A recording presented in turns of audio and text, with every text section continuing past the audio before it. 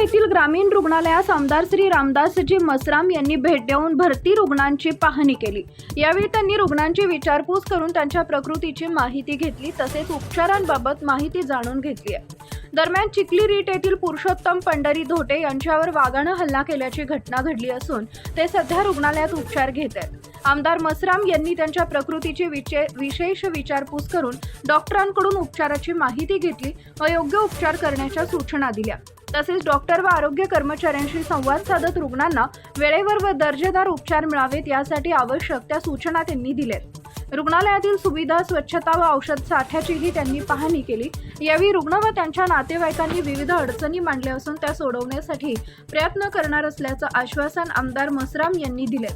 त्यावेळी धनपालजी मिसार, ग्रामीण रुग्णालय रुग्ण कल्याण समितीचे सदस्य सागर वाडई,